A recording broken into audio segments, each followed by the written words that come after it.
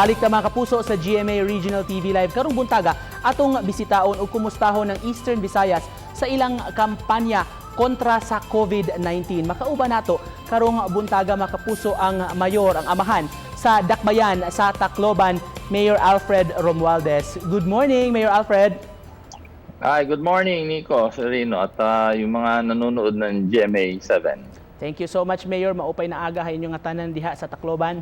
Ay mo, payaga. Thank you, Mayor, for joining us. Mayor, kumusta na ang Tacloban City in terms of your COVID cases at sa mga ginagawa po natin na mga efforts sa city?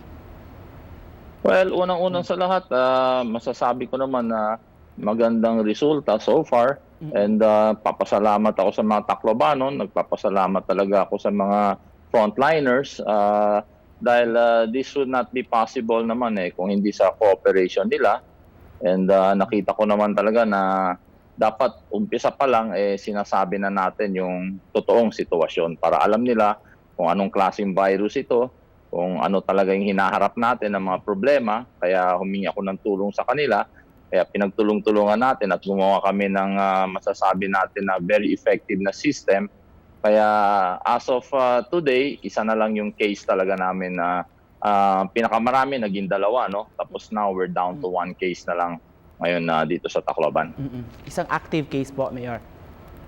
Opo, that's right. Ano pong sikreto niyo, Mayor? Ano pong mga ginagawa niyo po para ma-contain talaga Ang spread ng virus? talaga masasabi ko, no, in a disaster, in a pandemic, you really need the cooperation of all sectors of society.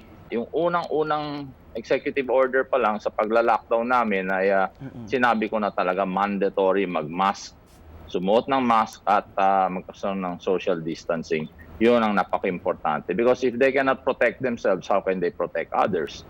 Kaya yun talagang panukala kong yung first thing na ginawa namin. Tapos as early as January, nag-contact tracing na kami, pinapa-fill up namin ng form. Pag galing ka sa aeroplano, pag landing mo pa lang, bago ka mag-embark, you have to fill up a form para kung sakali man ay kumalat itong virus na to, madali yung contact trace. Maganda kasi nito ay gumawa na ako ng system 10 years ago nung tinamaan na kami ng H1N1. Noong natin ngayon, namatayan pa nga kami ng isang teacher ito na foreigner.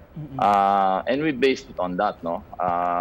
Even as early as that, nagtayo na kami ng mga health centers dito. Mga centers dito ay they're monitoring clustered barangays. Ang critical dito, we are expecting na dadami yan, lalo na sa mga OFW. Hindi naman natin may screen talaga yun. No? Nahirapan nga ang national government at hindi lang national government, nahirapan din yung mga ibang bansa. Kaya ang inaasahan lang namin ay para makauwi naman yung kababayan natin, tinatanggap ko lahat. Ang importante lang, huwag magkaroon ng local transmission. About itong mga RTR, Mayor, returning Tacloban residents, you said earlier na you're expecting na posibleng manggagaling sa kanila. But we noticed, we learned na you have a strict protocol po when they arrive in the city through the airports. Binibigyan nyo ng mga monitoring kits for them to self-monitor.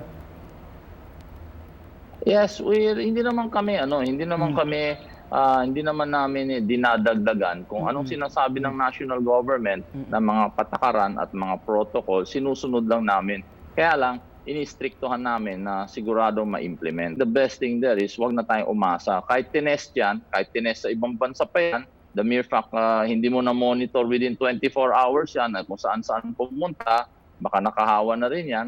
In order to protect your city, buti na rin gumawa na kayo ng mga safeguards. Isa pang ginagawa rin namin na pagka dumating ka dito at Tacloban resident ka, tinatag ka, nilalagyan ka ng plastic tag sa wrist mo para to indicate that you are considered a person under monitoring or even under investigation pagka nakita natin may symptoms, no?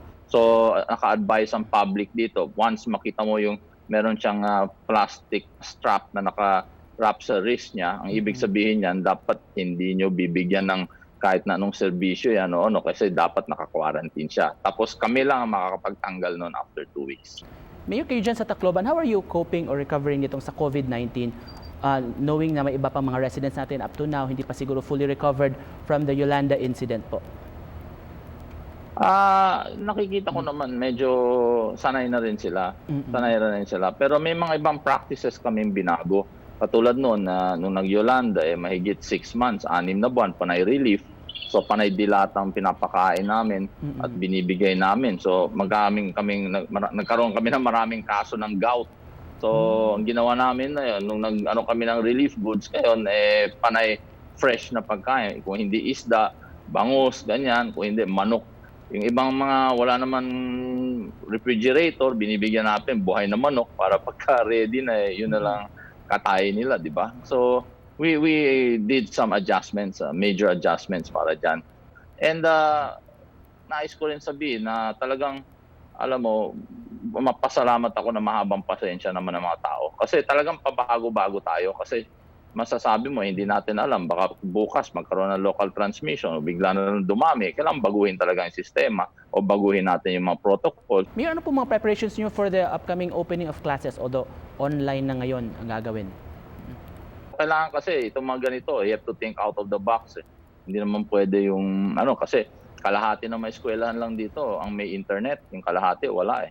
So kailangan gawa natin ang paraan yan para hindi naman maano yung pag-aaral nila. But number one is the safety of the children, and I feel if we quarantine the children, the students, and put them in school and leave them in school and just monitor them there, give them all that they need, at sa tingin ko baka posible pa yan na mas siguro mapapanatag yung loob ko na safe sila.